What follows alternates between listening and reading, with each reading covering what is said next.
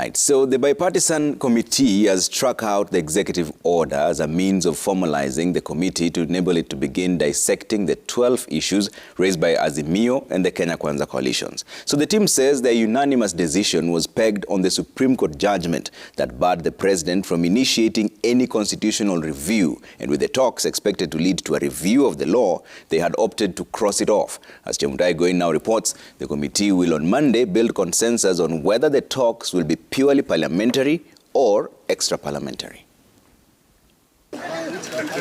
With the terms of reference getting a stamp of approval from all the members of the Bipartisan Committee, together with the framework agreement, which determines the nature of the talks, the agenda, the timelines and how public participation will be carried out amongst others, the committee is yet to settle on how the now constituted team will be formalized. The committee had the option of formalizing the talks through the tabling of a notice of motion in Parliament or through an informal process that has the blessing of the coalition leaders, or through an executive order, which all members agreed to shoot down. You will remember that the Supreme Court held in the BBI case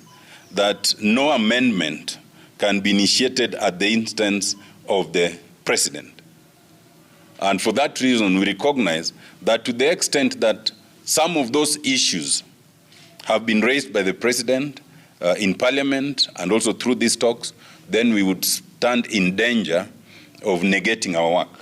Sources intimate that Azimo members were already uncomfortable with the option, as the executive order would bear the seal of the fifth President William Ruto, whose victory they have challenged and is among issues that form part of the committee's agenda. All of us recognize that it is important that all stakeholders are involved in this process, and therefore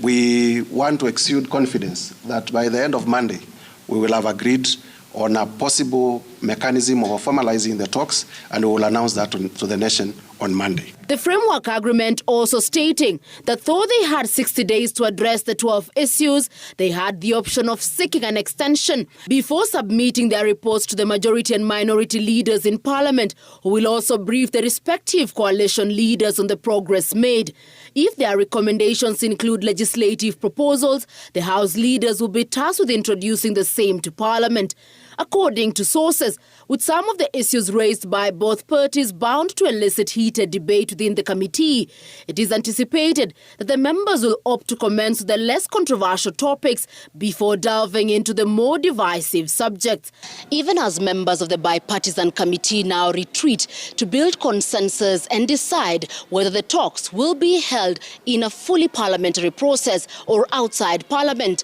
the ball will also be on the court of the leaders of the respective coalitions to help the members navigate through the stormy waters. Chemutai Goin, Citizen TV at the Bomas of Kenya.